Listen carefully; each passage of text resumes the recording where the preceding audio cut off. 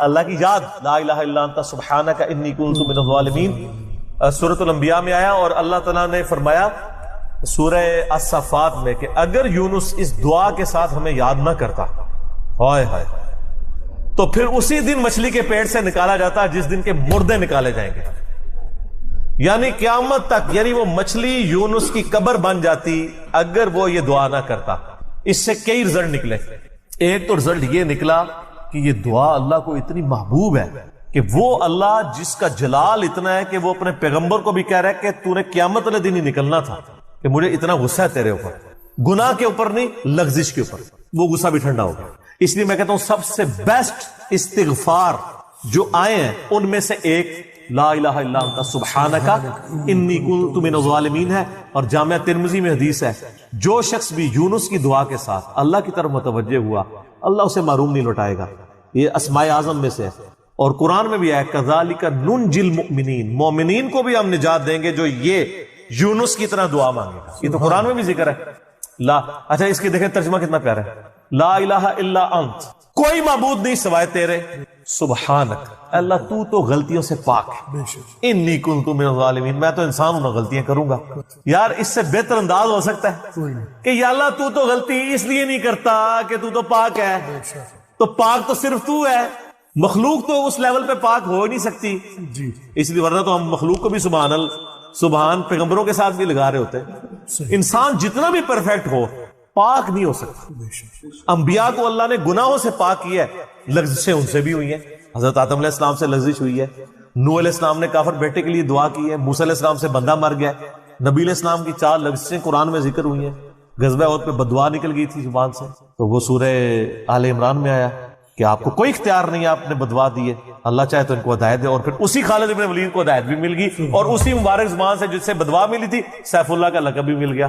ٹھیک ہے، یہ سر اللہ کے اختیار ہے، پرفیکٹ صرف گاڈ ہے، اس کی کوئی مخلوق بھی پرفیکشن میں اس لیول پہ نہیں جا سکتی۔ مخلوق کی یہ اللہ کا نقص نہیں ہے بلکہ مخلوق کا نقص ہے کہ جو مخلوق ہوگا نا وہ پرفیکٹ نہیں ہو سکتا، جیسے خالق ہمیشہ سے ہے، مخلوق ہمیشہ سے ہو ہی نہیں سکتی۔ وہ کہتے ہیں نا، اکثر لوگ سوال کرتے ہیں کہ اللہ تعالیٰ اپنے ساتھ کا ایک اور خدا پیدا کر سکتا ہے؟ ہم کہتے ہیں یہ محال ہے، اس لیے کہ جو پیدا ہوگا وہ خدا ہوگا ہی نہیں، جو پیدا ہو گیا تو خدا کون ہے؟ لم یلد ولم یولد۔ ٹھیک ہو گیا، تو ذکر بھی کریں سر، اللہ کو یاد کریں، جھوم جھوم کے ہر جگہ ذکر کریں، کوئی پروٹوکول نہیں، نہ وضو نہ غسل، ذکر کے لیے کوئی پروٹوکول نہیں ہے، جب مرضی ذکر کریں، اللہ کو یاد کریں، اور اس کے لیے کپڑے پہننا ہونا بھی ضروری نہیں ہے۔ اکثر لوگ یہ سمجھتے ہیں کپڑے پہننا ضروری ہے، نہ، کوئی ضروری نہیں ہے۔ بعض اوقات بندہ وضو کے لیے اندر چلا جاتا ہے غسل کے لیے، یا غسل کرتے ہوئے تو لوگ بسم اللہ نہیں پڑھتے ہیں، کپڑے پہن کے پھر بسم اللہ پڑھتے ہیں۔ سر اللہ اور بندے کا کون سا پردہ ہے؟ ٹھیک ہے، آپ کر سکتے ہیں ذکر۔ اگلا سوال ہے، میں نے اپنی زندگی میں بہت شرک کیا ہے لیکن الحمدللہ اب توبہ کر چکا ہوں، لیکن اس کے باوجود یہی فکر دامن گیر رہتی ہے کہ شرک تو ناقابل معافی گناہ ہے، معلوم نہیں کہ میری توبہ قبول ہوگی بھی یا نہیں، مجھے بتائیں میں کیا کروں۔ آپ سب سے پہلے تو اس طرح کے خیالات سے توبہ کریں جو آپ کر رہے ہیں، ٹھیک ہے۔ اس کی وجہ یہ ہے کہ سورہ التوبہ کی آیت نمبر 70 میں اللہ تعالیٰ نے فرمایا کہ جو شخص توبہ کر لے سچے دل کے ساتھ، اور اس سے پہلے بڑے بڑے گناہوں کا ذکر ہوا ہے، ان میں سے ایک شرک بھی، بلکہ اب یہ کریٹیکل سوال ہے تو میں یہ آیت پڑھ کے بھی بتا دیتا ہوں۔ پارہ نمبر 19 کے اندر جا کے سورہ الفرقان کی آیت نمبر ہے یہ 70۔ اعوذ باللہ من الشیطان الرجیم، بسم اللہ الرحمن الرحیم۔ ہاں جی، یہ آ گیا، والذین لا يدعون مع اللہ الہا آخر، یعنی اللہ تعالیٰ اہل ایمان کی نشانی بتا رہا ہے کہ وہ ایسے لوگ ہیں کہ وہ اللہ کے ساتھ کسی اور کو الہ کے طور پر نہیں پکارتے، ولا یقتلون النفس التي حرم اللہ الا بالحق، اور کسی جان کو ناحق قتل نہیں کرتے۔ ہاں بفتوی شریعت والا معاملہ علیحدہ ہے، یعنی قتل کے بدلے قتل، وہ بھی گورنمنٹ کا جوڈیشری کا کام ہے، آپ نے خود نہیں کرنا۔ ولا یزنون، نہ زنا کرتے ہیں۔ ومن یفعل ذلک یلقى اثاما، جو کوئی یہ 3 گناہ کرے گا ان قریب ان کا عذاب چکھ لے گا۔ کون سے 3 بڑے گناہ گنوائے گئے ہیں؟ نمبر 1 اللہ کے ساتھ شرک، نمبر 2 قتل ناحق، اور نمبر 3 زنا۔ حتیٰ کہ بخاری مسلم میں ایک حدیث ہے کہ نبی علیہ السلام سے جب بڑے بڑے گناہوں کے بارے میں پوچھا گیا نا تو آپ نے یہی 3 گناہ گنوائے، اور پھر آپ نے کہا قرآن پڑھ کے دیکھو، یعنی نبی علیہ السلام بھی اپنی بات کی دلیل میں قرآن پیش کرتے ہیں، ماشاء اللہ تعالی۔ والذین لا يدعون مع اللہ الہا آخر ولا يقتلون النفس التي حرم اللہ الا بالحق ولا يزنون ومن يفعل ذلك يلقى اثاما يضاعف له العذاب يوم القيامة ويخلد فيه مهانا. جو یہ 3 گناہ کرے گا اس کے لیے عذاب دگنا کر دیا جائے گا قیامت میں، اور وہ ذلیل و خوار کر کے آگ میں یعنی جھونکا جائے گا. الا من تاب، ہاں اگر کوئی ان گناہوں سے توبہ کر لے. کون سے؟ نمبر 1 شرک، نمبر 2 قتل ناحق، اور نمبر 3 زنا. وآمن وعمل عملا صالحا، اور ایمان لے آئے، یعنی ایمان تو پہلے بھی ہوگا نہیں، صحیح والا ایمان، اور نیک عمل کرے. فاولئک یبدل اللہ سیئاتہم حسنات، تو پھر ایسے شخص کے گناہوں کو بھی اللہ تعالیٰ نیکیوں سے بدل دے گا. صرف معافی نہیں سر، جتنے بڑے بڑے گناہ تھے اسی لیول کی بڑی بڑی نیکیاں. وَكَانَ اللَّهُ غَفُورًا رَحِيمًا، اور اللہ تعالیٰ تو بخشنے والا مہربان ہے. وَمَن تَابَ وَعَمِلَ صَالِحًا، جو کوئی توبہ کرے اور نیک اعمال کرے، فَإِنَّهُ يَتُوبُ إِلَى اللَّهِ مَتَابًا، تو اللہ تعالیٰ کہتا ہے کہ میرے ذمے ہے اس کی توبہ کو قبول کرنا. یعنی اللہ تعالیٰ نے اپنے اوپر خود سے واجب کیا، حالانکہ اللہ تعالیٰ کسی چیز کا پابند نہیں ہے کہ جو میری طرف رجوع لائے گا میں اسے ضرور معاف کروں. تو اگر کسی شخص کو اس طرح کا وہم آتا ہے نا، اور یہ وہم اس لیے بھی آ رہا ہوتا ہے، بعض اوقات لوگ یعنی اس کا ترجمہ کرتے ہوئے بالکل لفظی ترجمہ کر رہے ہوتے ہیں. قرآن حکیم کی آیات چونکہ پورے کانٹیکسٹ کے ساتھ ہوتی ہیں، بیک گراؤنڈ میں آیات نازل ہوئی ہوتی ہیں، لہٰذا میں جب بھی ان آیات کا ترجمہ کرتا ہوں نا، جب اسپیسیفکلی شرک کو ایڈریس کر رہا ہوتا ہوں، میرا لیکچر نمبر ہے مسئلہ نمبر 3 دعا صرف اللہ ہی سے، اور سچ پیپر بھی ہے اس کے اوپر، تو ہم یہ ترجمہ جو ہے نا یہ آیت ان اللہ لا یغفر ان یشرک بہ، بے شک اللہ اس گناہ کو کبھی معاف نہیں کرے گا کہ کوئی شخص اللہ کے حضور قیامت والے دن اس حال میں پیش ہوا کہ اس نے دنیا میں شرک کیا ہوا، یعنی بغیر توبہ کے وہ مرا. وَيَغْفِرُ مَا دُونَ ذَلِكَ لِمَن یشاء، اور شرک کے علاوہ ہر گناہ معاف کر دے گا، وہ بھی اوپن لائسنس نہیں، جس کے لیے چاہے گا. یعنی جو شخص شرک سے توبہ کیے بغیر گیا نا، اس کی تو توبہ ہے ہی نہیں قیامت. ہاں دنیا میں کر گیا وہ معاملہ علیحدہ ہے، قیامت میں اللہ سے اس حال میں ملا کہ اس نے دنیا میں شرک کیا ہوا اور توبہ نہیں کی، تو اللہ تعالیٰ اس کا گناہ معاف نہیں. وَمَن يُشْرِكْ بِاللَّهِ فَقَدْ ضَلَّ ضَلَالًا بَعِيدًا، جو کوئی شرک کرتا ہے وہ گمراہی میں دور جا پڑا. وَلِعَوْذُ بِاللَّهِ تَعَالَى. دنیا میں تو میرے بھائی جامعہ ترمذی میں حدیث ہے، نبی علیہ السلام نے فرمایا موت کے غرغرے سے پہلے اللہ تعالیٰ توبہ قبول کرے. موت کے غرغرے سے مراد ہے نزع کا عالم طاری ہونے سے پہلے. جب کسی کو موت نظر آ گئی نا، اب وہ توبہ نہیں کر سکتا. تو قرآن حکیم میں ہے نا، فرعون جب ڈوبنے لگا تھا تو اس نے کیا کہا تھا، میں ہارون اور موسیٰ کے رب پر ایمان لاتا ہوں، بنی اسرائیل کے رب پہ. تو اللہ تعالیٰ نے کیا فرمایا تھا، الآن، اب لایا ایمان. حالانکہ ایمان تو لے آیا تھا، وہ غرغرہ تو وہ لے ہی رہا تھا نا، غوطہ تو کھا رہا تھا نا. تو موت کے غرغرے سے مراد ہے نزع کا عالم طاری ہونے سے پہلے. اور اس میں ایک پوائنٹ کئی دفعہ ہائی لائٹ کر چکا ہوں، یہاں پہ بھی کر دوں.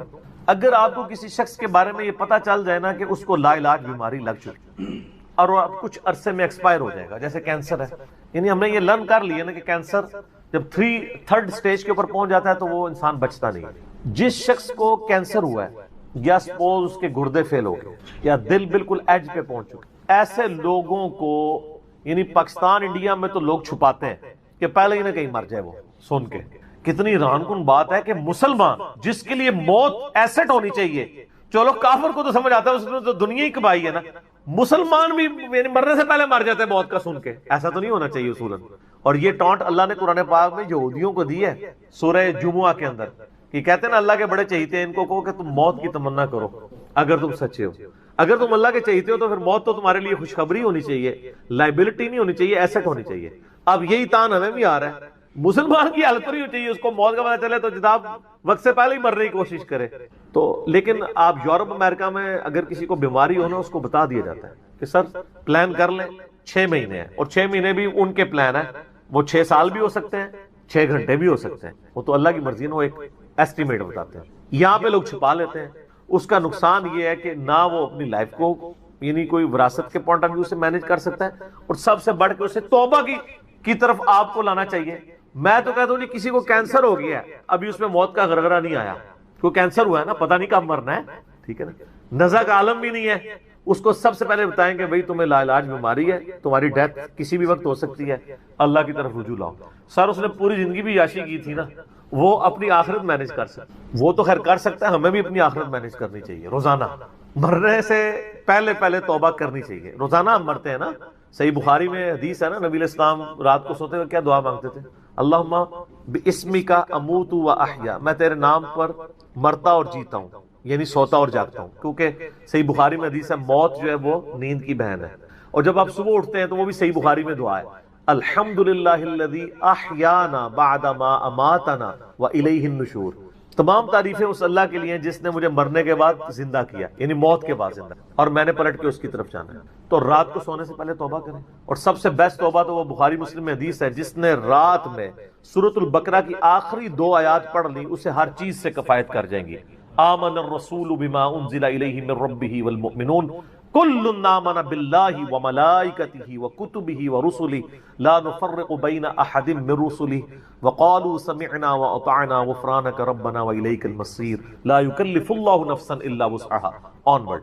اس میں تجدید ایمان بھی ہے، اللہ پر ایمان، کتابوں پر، فرشتوں پر، اس کے بعد دعائیں ہیں، ربنا لا تؤاخذنا ان نسینا واخطانا، اس کے اندر توبہ شامل ہے۔ سب سے بیسٹ تجدید ایمان جو ہے سورہ بقرہ کی آخری 2 آیات ہیں، اور یہ ہمارے وظیفے میں ہم نے بلو کارڈ کے اوپر بھی لکھا ہے کہ نبی علیہ السلام نے فرمایا، اور یہ حدیث بخاری مسلم دونوں میں، جو شخص رات کو سونے سے پہلے سورۃ البقرہ کی آخری 2 آیات پڑھ لے، اس میں جو کچھ اللہ سے مانگا ہے وہ اس کو دے دیا جائے گا، یہ بھی الفاظ ہے۔ تو اس میں کیا کچھ مانگا ہوا ہے؟ تو تجدید ایمان۔ پھر صحیح بخاری میں حدیث ہے کہ نبی علیہ السلام فرمایا جو صبح یقین کے ساتھ ایک دفعہ پڑھ لے سید الاستغفار، اور شام سے پہلے اگر مر گیا سیدھا جنت میں جائے گا، اور اگر شام کو پڑھ لیا پورے یقین کے ساتھ، یقین سے مراد ہے کہ باقی توبہ کا اس کا ارادہ ہوا، صبح سے پہلے مر گیا سیدھا جنت۔ اللہم انت ربی لا الہ الا انت خلقتنی وانا عبدک وانا علی عہدک ووعدک ما استطعت اعوذ بک من شر ما صنعت ابوء لک بنعمتک علی وابوء بذنبی فاغفر لی فانہ لا یغفر الذنوب الا انت۔ یہ سید الاستغفار ہے۔ تو یہ وہ ہے توبہ جو روزانہ کرنی چاہیے، نزا سے پہلے یعنی صبح بھی پڑھے شام کو پڑھے۔ بلکہ مسند البزار میں صحیح سند کے ساتھ ہے کہ نبی صلی اللہ علیہ وآلہ وسلم ہر فرض نماز کے بعد بھی سید الاستغفار پڑھتے ہیں، ہر فرض نماز کے بعد۔ ایک تو ہم پڑھتے ہیں نا اللہ اکبر استغفر اللہ استغفر اللہ استغفر اللہ اللہم انت السلام منک السلام تبارک یا ذا الجلال والاکرام، اس کے بعد آپ سید الاستغفار آیت الکرسی بھی پڑھیں، آیت الکرسی کے بارے میں بھی آیا ہے سنن نسائی الکبریٰ کے اندر صحیح سند کے ساتھ، ہم نے گرین کارڈ میں ڈالا ہے کہ جو شخص آیت الکرسی فرض نماز کے فوراً بعد پڑھے گا مرتے ہی جنت میں جائے گا۔ لیکن نماز پڑھے گا، خالی آیت الکرسی نہیں، نماز کے فوراً بعد، تو نماز بھی اس کو پڑھنی چاہیے۔ تو اس طرح یعنی تجدید ایمان والا یہ معاملہ بھی کرنا چاہیے، اور یہ وہمی نہیں بننا چاہیے کہ اللہ تعالیٰ معاف نہیں کرے گا۔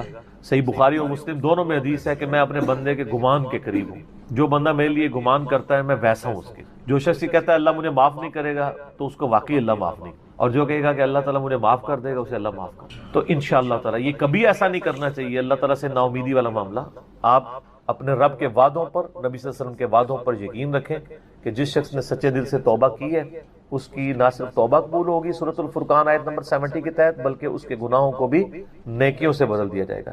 تو اللہ تعالیٰ رجوع لانے والوں کو پسند فرماتا ہے، بار بار رجوع لاتے رہنا چاہیے، اللہ تعالیٰ سے اپنے آپ کو آزاد نہیں کرنا چاہیے، نیکی کی ہو یا نہ کی ہو، گناہ کیا ہو یا نہیں کیا، یہ علیحدہ سے بات ہے۔ نبی علیہ السلام سے بڑھ کر کون نیک ہو سکتا ہے؟ صحیح بخاری میں حدیث ہے کہ میں بھی روزانہ 70 سے زیادہ دفعہ اپنے رب کی طرف استغفار لے کے آتا ہوں، استغفر اللہ و اتوب الیہ، نبی علیہ السلام۔ اور یہ 70 کا عدد آپ نے کثرت کے لیے بولا ہے، عربی میں 70 کا مطلب 70 ڈیجٹ نہیں ہوتا، 70 کا مطلب 1000 دفعہ بھی ہو سکتا ہے، 10,000 دفعہ بھی ہو سکتا ہے، 100 دفعہ بھی ہو سکتا ہے، کثرت کے لیے بولا جاتا ہے۔ تو استغفار تو بندے کی ضرورت ہے، یہ اللہ سے ایک نیکی ہے، اور ہر چیز کے ساتھ استغفار اٹیچ ہے۔ آپ دیکھیں کہ محفل سے اٹھنے کی جو دعا ہے اس میں استغفار ہے، سبحانک اللہم و بحمدک اشہد ان لا الہ الا انت استغفرک و اتوب الیک، سنن نسائی میں حدیث ہے۔ پھر سنن نسائی الکبریٰ میں حدیث ہے کہ نبی علیہ السلام وضو کے بعد بھی یہ دعا پڑھتے تھے، سبحانک اللہم و بحمدک اشہد ان لا الہ الا انت استغفرک و اتوب الیک، اور فرمایا یہ پڑھ لو تو یہ اللہ تعالیٰ قیامت کے دن تک کے لیے اس کو سنبھال کے رکھ دے گا، تمہیں اس کے عوض نیکیاں ملیں گی، ٹھیک ہے نا۔ تو رجوع اللہ، استغفار، ہر وقت اللہ کی طرف رجوع لاتے رہنا۔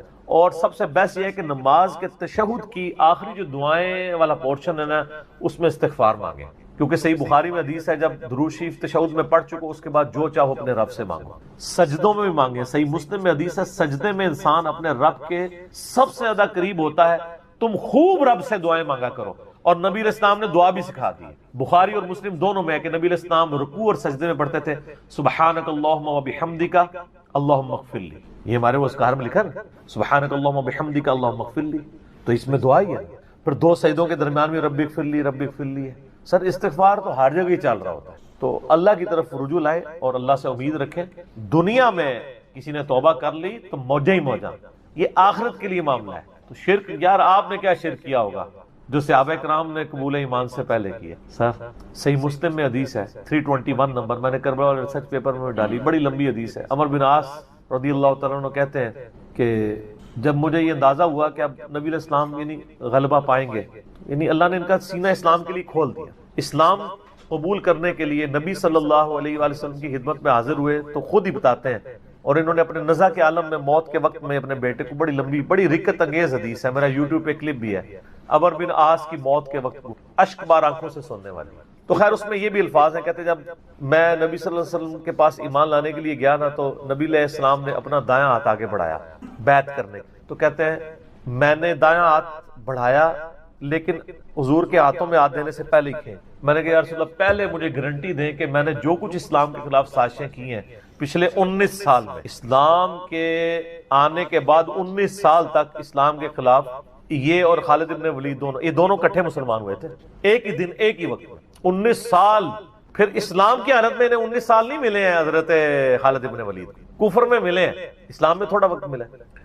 تو حضرت عمر بن عاص کہتے ہیں میں نے ہاتھ کھینچ لیا، میں نے کہا یا رسول اللہ پہلے گارنٹی دے میرے سارے گناہ معاف ہوں. تو آپ صلی اللہ علیہ وسلم نے فرمایا کہ اے عمر کیا تجھے نہیں پتا کہ اسلام پچھلے کے سارے گناہوں کو معاف کر دیتا ہے، اور اللہ کی راہ میں ہجرت پچھلے کے سارے گناہوں کو معاف کر دیتی ہے، اور حج مبرور پچھلے کے سارے گناہوں کو معاف کر. تو یعنی اسلام لے کر آنا کتنی بڑی دولت ہے. تو یہ تجدید ایمان کرنا، کلمہ پڑھ کے یہ اپنا تجدید ایمان والا معاملہ بھی کرتے رہنا چاہیے، یہ بھی ایک توبہ کا ذریعہ ہے. اللہ سے امید رکھیں. اللہ کو اصل میں باغی پسند نہیں ہے، جو گناہ کر کے توبہ کر لیتے ہیں نا وہ اللہ کو بڑے پسند ہیں. اتنے پسند ہیں کہ ایک بڑی عجیب و غریب روایت ہے صحیح بخاری اور مسلم میں، صحیح مسلم میں زیادہ ڈیٹیل ہے کہ نبی علیہ السلام فرماتے ہیں اگر تم گناہ کرنا چھوڑ دو گے تو اللہ تعالیٰ تمہیں ختم کر دے گا، اور ایسی مخلوق لے کے آئے گا کہ جو گناہ کرتی ہو اور اللہ ان کو معاف کر کے خوشی محسوس کرے.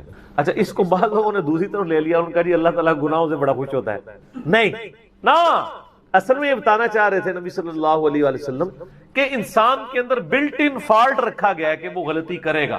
اصل مسئلہ یہ ہے کہ وہ آدمی بنے. آدم نے اپنی غلطی کو جسٹیفائی کیا نہیں، جب غلطی کی تو کیا کہا ربنا ظلمنا انفسنا وان لم تغفر لنا وترحمنا لنکونن من الخاسرین، معاف کر دیا اللہ نے. شیطان نے اپنی غلطی کی جسٹیفیکیشن دینا شروع کر دی، میں ایسے بہتر ہوں، تو نے اس کو مٹی سے بنایا، مجھے آگ سے بنایا ہے، میں اس کو کیسے سجدہ کروں. جو اپنی غلطی کی جسٹیفیکیشن دے وہ شیطان ہوتا ہے، اور جو اپنی غلطی کی جسٹیفیکیشن دیے بغیر سیدھی معافی مانگ لے وہ آدمی ہوتا ہے. ہم کہتے ہیں نا آدمی، آدم کے ساتھ اس کی مضبوط ہو جاتی ہے. تو رجوع اللہ، تو وہ نبی علیہ السلام یہ بتانا چاہ رہے تھے کہ ایسی مخلوق جو گناہ نہ کرے وہ تو آلریڈی اللہ کے پاس موجود ہے. فرشتے، اللہ نے انسان اور جن کو ایسی مخلوق بنایا ہے جو اپنی ول سے اپنے رب کو چوائس کرے. فَأَلْهَمَهَا فُجُورَهَا وَتَقْوَاهَا، ان میں یعنی برائی کا مادہ بھی رکھ دیا، اچھائی کا بھی، وہ خود اپنی عقل ایز اے انسٹرومنٹ یوز کر کے یہ اللہ تعالیٰ کو خود سے وہ چوز کرے. ایسی مخلوق اللہ کو چاہیے تھی. سر یہی وہ چیز ہے جیسے انسان فرشتوں سے افضل ہو جاتا ہے. اور میں اکثر کہا کرتا ہوں کہ یہ وہ دولت ہے جو جبرائیل کے پاس بھی نہیں ہے. سر جبرائیل مجھ سے اگر میرا ایمان ایکسچینج کرنا چاہے نا میں نہیں کرتا. جبرائیل نے خدا کو مانا ہے خدا کی مرضی سے، اور میں نے خدا کو مانا ہے اپنی مرضی سے. اس کا کوئی ایکویلنٹ نہیں. اسی لیے انسان اشرف المخلوق ہے، اسی لیے انسان کو اللہ نے اتنا درجہ ہے. فرشتے سے بہتر انسان بننا، مگر اس میں لگتی ہے محنت. انسان بنے، آدمی بنے، یہ نہ ہو کہ اولئک کالانعام بل هم اضل، جو سورۃ الاعراف میں ہے کہ وَلَقَدْ ذَرَأْنَا لِجَهَنَّمَ كَثِيرًا مِنَ الْجِنِّ وَالْإِنسِ، جنوں اور انسانوں کی اکثریت دوزخ کے لیے ہی پیدا ہوئے ہیں. یہ اللہ نے ایکسپرٹ اوپینین دیا، یہ نہیں ہے کہ میں نے دوزخ کے لیے ان کو بنایا.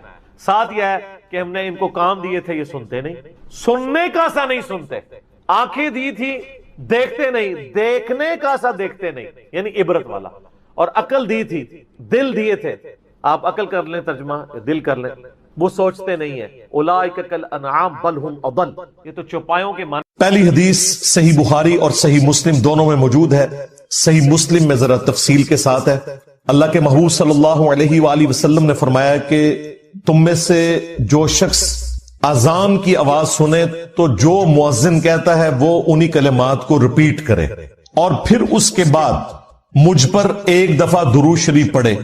جو ایک دفعہ درود شریف پڑھے گا اللہ تعالیٰ اس پر 10 دفعہ درود بھیجے گا، یعنی 10 رحمتیں نازل فرمائے گا. اس کے بعد اللہ کے حضور میرے لیے مقام وسیلہ کی دعا مانگو. وسیلہ جنت میں ایک مقام ہے جو اس کائنات میں ایک شخص کو ملے گا، اور میں اللہ سے امید کرتا ہوں وہ ایک شخص میں ہوں، نبی علیہ السلام نے فرمایا. اور پھر آپ علیہ السلام نے ہمارے لیے خوشخبری فرمائی کہ جو یہ عمل کرے گا قیامت والے دن میری شفاعت اس کے لیے حلال ہو جائے گی انشاءاللہ تعالی. اللہم اجعلنا منہم. تو شفاعت رسول صلی اللہ علیہ وآلہ وسلم حاصل کرنے کا وظیفہ اذان کا جواب دینا ہے، یعنی اذان کے کلمات ریپیٹ کرنے ہیں. اس میں حی علی الصلاۃ حی علی الفلاح پر آپ لا حول ولا قوت الا باللہ پڑھیں، یہ بھی جواب ہے، اور یہی کلمات ریپیٹ بھی کر سکتے ہیں. باقی جو مؤذن کہہ رہے ہیں وہ آپ کہیں. اس کے بعد ایک دفعہ درود شریف، پھر الوسیلہ والی دعا. مسلم شریف میں وہ دعا نہیں آئی لیکن بخاری میں وہ دعا بھی آئی ہے. پھر اللہم رب هذه الدعوة التامة والصلاة القائمة آت محمدا الوسيلة والفضيلة وابعثه مقاما محمودا الذي وعدته وارزقنا شفاعته يوم القيامة. یہ بیچ میں خود سے ایڈ کر دیا ہوا ہے، وعدتا تک ہے. اس کے بعد انک لا تخلف المیعاد، یہ بخاری میں موجود نہیں لیکن سنن کبری البیہقی میں صحیح سند کے ساتھ موجود ہے. انک لا تخلف المیعاد وہ پڑھ لیں بہتر ہے. وعدتا تک پڑھ لیں تب بھی دعا مکمل ہے. باقی جو خود سے لوگوں نے بیچ میں ایڈ کیے ہیں الفاظ وہ احادیث میں موجود نہیں ہے. ہم ایک ایک حدیث ڈسپلے کروا دیں گے تاکہ اگر کسی کو وہ دعا یاد نہیں ہے تو وہ امیج اس کا لے کر وہ دعا یاد بھی کر سکتا ہے. شفاعت رسول صلی اللہ علیہ وآلہ وسلم حاصل کرنے کا نسخہ یا وظیفہ. اب اس حدیث سے یہ بات پتہ چلی کہ اذان کے بعد درود شریف پڑھنا یہ نبی علیہ السلام نے مشروع فرمایا ہے، تعلیم فرمایا ہے. اذان کے بعد درود پڑھنا سنت ہے، لیکن اذان کے ساتھ نہیں، اذان مکمل ہونے کے بعد. اذان سے پہلے درود پڑھنا اور اسے بالکل جوڑ دینا، اور وہ بھی صرف اس وقت پڑھنا جب سپیکر آن ہو، سپیکر آف ہو، بجلی گئی ہوئی ہو. تو چونکہ کوئی سننے والا نہیں ہے اس لیے صرف اذان کہنا اور درود شریف چھوڑ دینا، اس کا مطلب یہ ہے کہ ایک فرقہ واریت کی نظر ہے چیز. صحیح مسلم کی شرح لکھی ہے ہمارے استاد غلام سعود سعیدی صاحب نے رحمہ اللہ تعالی. بریلوی عالم تھے، انہوں نے ڈھکے چھپے الفاظ میں بریلویوں کی خود مذمت کر دی. اس حوالے سے انہوں نے کہا کہ حضرت بلال حبشی رضی اللہ تعالیٰ عنہ ہم سے بڑے عاشق رسول تھے، صحابہ تابعین ہم سے بڑے عاشق رسول تھے. وہ جب اذان دیتے تھے تو اذان سے پہلے درود و سلام نہیں پڑھا کرتے تھے، لہٰذا بہتر یہی ہے کہ اسی طریقے سے اذان دی جائے. یہ مفتی منیب الرحمان جو مفتی اعظم ہیں بریلویوں کے، ان کے مدرسے میں شیخ الحدیث تھے. میری ان سے تفصیلی ملاقات بھی ہوئی ہے 22 مارچ 2007 کو، بلکہ فجر کے فوراً بعد میری فلائٹ تھی تو میں رات کو پھر اسی مدرسے میں رکا تھا، آفس کے کام کے سلسلے میں گیا ہوا تھا. تو انہوں نے باقاعدہ شرح صحیح مسلم میں لکھا ہے کہ یہ اس طریقے سے اذان دے رہے ہیں اور اس کو عشق رسول بتا رہے ہیں، اور جو اذان نہیں دیتے انہیں وہ کہتے ہیں کوئی عشق سے محروم ہے. تو یہ بالکل غلط اپروچ ہے. البتہ اذان کے بعد درود شریف پڑھنا اور وہ بھی الوسیلہ والی دعا سے پہلے تاکہ نبی علیہ السلام کی شفاعت حاصل ہو، یہ سنت ہے. دوسری حدیث صحیح مسلم میں ہے کہ نبی علیہ السلام نے فرمایا جو مجھ پر ایک دفعہ درود پڑے گا اللہ تعالیٰ اس پر 10 دفعہ درود پڑے گا. یعنی جو میرے لیے ایک دفعہ دعائے رحمت کرے گا اللہ تعالیٰ اس پر 10 رحمتیں نازل فرمائے گا. تیسری حدیث سنن نسائی میں ہے. حضرت جبرائیل علیہ السلام رسول اللہ کی خدمت میں حاضر ہوئے اور کہا کہ آپ کا رب آپ سے فرماتا ہے کہ کیا آپ اس بات پر راضی نہیں ہیں کہ آپ کا جو بھی امتی آپ پر ایک دفعہ درود بھیجے اللہ تعالیٰ اس پر 10 دفعہ رحمت نازل فرمائے گا، اور جو ایک دفعہ سلام بھیجے گا اللہ تعالیٰ اس پر 10 دفعہ سلامتی نازل فرمائے گا. یہ وہ حدیث ہے جس میں درود اور سلام دونوں کا ذکر ہے، ورنہ اس سے اوپر جو 2 حدیثیں ڈسکس ہوئی ان میں صرف درود کا ذکر تھا. درود اور سلام انٹرچینجبل الفاظ ہیں، جس طرح اردو میں خوش و خرم، حسین و جمیل، اور قرآن میں تو صرف سلام آیا، سلام علی ابراہیم، سلام علی موسیٰ و ہارون، اور پھر اسے کنکلوڈ کیا سبحان ربک رب العزت عما یصفون وسلام علی المرسلین والحمد للہ رب العالمین. اور آیت درود میں بھی دیکھیں اللہ اور فرشتے درود بھیجتے ہیں، اس میں سلام کا ذکر نہیں. اے ایمان والو تم درود اور سلام بھیجو. تو کیا سلام کے بغیر جو اللہ اور فرشتے بھیج رہے ہیں وہ ناقص درود ہے؟ نہیں، درود اور سلام انٹرچینجبل الفاظ ہیں. اس میں پہلے بھی بول چکا کہ نبی علیہ السلام نے فرمایا جو ایک بار درود پڑھے گا، صرف درود کا ذکر ہے، اور یہ کہتے ہیں بغیر سلام کے پڑھا تو ناقص ہوگا. بالکل جھوٹ بولتے ہو تم، اللہ کے نبی پہ جھوٹ باندھتے ہو. اللہ تعالیٰ اس پہ 10 رحمتیں نازل فرمائے گا، 10 گناہ معاف کر دے گا اور اس کے 10 درجات بلند فرمائے گا. 5ویں حدیث جامعہ ترمذی میں ہے. نبی علیہ السلام نے فرمایا قیامت کے دن میرے سب سے زیادہ نزدیک وہ شخص ہوگا جس نے دنیا میں مجھ پہ سب سے زیادہ درود پڑھا ہوگا. اللہم صلی علی محمد وعلی آل محمد. 6ٹھی حدیث بھی جامعہ ترمذی میں ہے. اس حدیث کی صحت میں اختلاف ہے، چونکہ کچھ محدثین اسے صحیح سمجھتے ہیں، اس لیے میں اسے کوٹ کر رہا ہوں. ابی ابن کعب کہتے ہیں کہ میں نے اللہ کے نبی علیہ السلام سے عرض کیا کہ میں اپنی دعاؤں میں آپ کے لیے بھی دعائے رحمت کرتا ہوں، یعنی درود شریف پڑھتا ہوں. تو مجھے بتائیں میں اپنی دعاؤں کا کتنا حصہ آپ کے لیے دعا کیا کروں درود کی شکل میں، اور کتنا اللہ سے میں اپنے لیے دعا مانگوں؟ کیا میں اپنی دعاؤں کا 1/4 حصہ درود کے لیے مقرر کر لوں؟ نبی علیہ السلام نے فرمایا بہت اچھا ہے، لیکن اس سے بھی زیادہ کرو تو تمہارے لیے اور بہتر ہے. انہوں نے پھر عرض کیا یا رسول اللہ صلی اللہ علیہ وآلہ وسلم میں اپنی دعاؤں کا آدھا حصہ درود کے لیے کرتا ہوں اور آدھا باقی دعاؤں کے لیے. آپ نے فرمایا بہت اچھا ہے، اس سے بھی زیادہ کرو تو اور اچھا ہے. درود شریف کا جو سب سے پسندیدہ صیغہ ہے نا وہ وہی ہے جو ہمارے درود ابراہیمی کا پہلا جز ہے، اللہم صلی علی محمد وعلی آل محمد. سنن نسائی میں حدیث ہے، انٹرنیشنل نمبر کے مطابق 1293 اور ایک نمبرنگ کے مطابق ہے 1292. یہ مجھے زبانی یاد ہے نمبر، 12 نبی علیہ السلام کی نسبت سے اور 92 محمد کی وجہ سے 1292 سنن نسائی. زید ابن خارجہ سے نبی علیہ السلام نے فرمایا مجھ پہ درود پڑھنا لازم کر لو اور اپنی دعاؤں میں پڑھا کرو اللہم صلی علی محمد وعلی آل محمد. یہ سنی شیعہ دونوں کے ہاں پڑھا جاتا ہے. اس کے علاوہ بخاری اور مسلم میں درود ابراہیمی ہے جو ہم نماز میں پڑھتے ہیں، یہ بھی ثابت ہے. باقی جتنے بھی درود ہیں اسی سے ملتے جلتے ہیں. صلی اللہ علیہ وآلہ وسلم یہ بھی نبی علیہ السلام سے ثابت ہے. صحیح مسلم میں حضرت عیسیٰ علیہ السلام کے لیے آپ نے کہا وَنُزُولِ عِیسَى ابْنَ مَرْیَمَ صلی اللہ علیہ وسلم وآلہ وسلم کے ساتھ پڑھنا بہتر ہے کیونکہ نبی علیہ السلام نے اسی کی ترغیب دلائی ہے. درود ابراہیمی میں بھی دیکھیں باقی درودوں کے اندر. اب رہا مسئلہ کتنی تعداد میں پڑھا جائے، جتنی حسب توفیق ہو.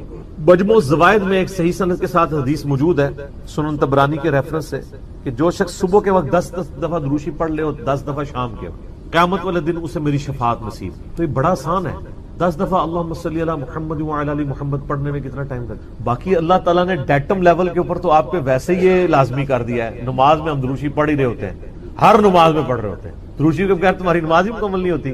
اور ہماری نماز تو ہم تو دعائے قنوت کے بعد بھی درود شریف پڑھتے ہیں، صحیح سند سے ثابت ہے. نماز جنازہ میں بھی درود شریف پڑھتے ہیں، ہر جگہ درود شریف ہے. مسجد میں داخل ہوتے وقت درود شریف ہے، وہ حدیثیں موجود ہیں، وہ میں نے اس لیکچر میں ساری حدیثیں بتائی ہیں. ہر خطبے کے آغاز میں درود شریف ہے، جس مجلس میں نبی علیہ السلام کا ذکر ہو وہاں پہ درود شریف ہے. مولا علی علیہ السلام سے حدیث ہے جامعہ ترمذی میں صحیح سند کے ساتھ کہ نبی صلی اللہ علیہ وآلہ وسلم نے فرمایا وہ شخص کنجوس ہے جس کے سامنے میرا ذکر ہو اور مجھ پر درود نہ پڑھے اللہم صلی علی محمد وعلی آل محمد. اور ترمذی میں ایک حدیث ہے وہ شخص تباہ و برباد ہو جائے جس کے سامنے میرا ذکر ہو اور مجھ پر درود شریف نہ پڑھے اللہم صلی علی محمد وعلی آل محمد. اور اس کے علاوہ سنن طبرانی میں بھی ایک روایت ہے، اس روایت کی صحت پہ اختلاف ہے لیکن چونکہ کچھ محدثین اسے صحیح سمجھتے ہیں اس لیے میں ضرور بیان کرتا ہوں کہ جو شخص روزانہ 100 دفعہ درود شریف پڑھ لے تو قیامت والے دن اللہ تعالیٰ اسے شہیدوں کے ساتھ اٹھائے گا اور اس کی دونوں آنکھوں کے درمیان لکھا ہوگا کہ یہ شخص منافقت اور دوزخ کی آگ سے بری ہے. 100 دفعہ درود شریف، میری تو کوشش ہوتی ہے کہ 100 دفعہ درود شریف روزانہ کم از کم ضرور پڑھا جائے. اگر کوئی روزانہ نہیں پڑھ سکتا 10 دفعہ تو پڑھ لیں. اور نبی علیہ السلام کے آپ اکثر وظائف دیکھیں گے وہ 100 دفعہ ہی ہیں. اکثر وظائف جو زیادہ تعلیم کیے گئے، جیسے بخاری مسلم میں حدیث ہے کہ جو شخص 100 دفعہ پڑھ لے سبحان اللہ وبحمدہ تو اس کے سارے گناہ معاف کر دیے جائیں گے چاہے سمندر کی جھاگ کے برابر ہو. اور جو شخص صبح و شام 100 دفعہ یہی پڑھے تو قیامت دن اس سے بڑھ کے کوئی عمل نہیں لے کے آ سکتا سوائے اس کے کہ جو اس سے زیادہ وہ کلمات پڑھ لے 100 کا. پھر بخاری میں 70 دفعہ استغفار کا ذکر ہے. پھر تسبیح فاطمہ بھی جو ہے 100 دفعہ ہے، 33 دفعہ سبحان اللہ، 33 دفعہ الحمدللہ، 34 دفعہ اللہ اکبر، یا 33 دفعہ اللہ اکبر اور 100 کا عدد پورا کرنے کے لیے بخاری مسلم میں آتا ہے لا الہ الا اللہ وحدہ لا شریک لہ لہ الملک ولہ الحمد وہو علی کل شیء قدیر. تو یہ سارے 100 والے ہیں. زیادہ تو آپ جتنا مرضی پڑھیں.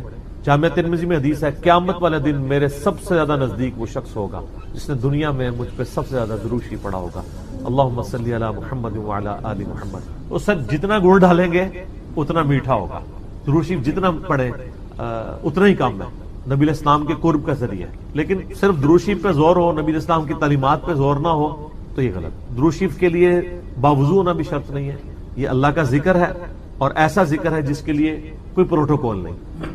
وضو پروٹوکول ہوتا ہے نماز پڑھنے کا. عام اذکار کے لیے کوئی وضو پروٹوکول نہیں ہوتا. ویسے آپ نے رکھنا ہے وہ ضرور کریں، لیکن ادروائز ان اذکار کا کوئی پروٹوکول اس حوالے سے نہیں ہوتا.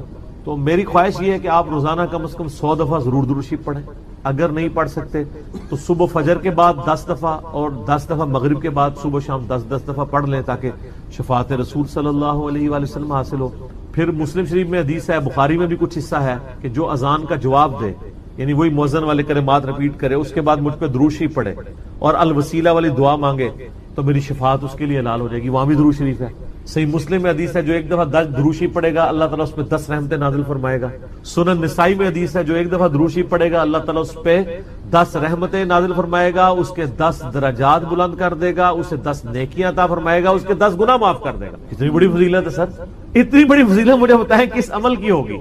نفلی عبادات میں افضل ترین عبادت درود شریف. اچھا یہ درود شریف اللہ کی عبادت ہے کیونکہ آپ رجوع اللہ کرتے ہیں. اللہم صلی علی محمد وعلی آل محمد. یہ جو جمعے کے دن کے وظائف ہیں نا وہ آپ یعنی غروب آفتاب جمعرات والے دن اس سے لے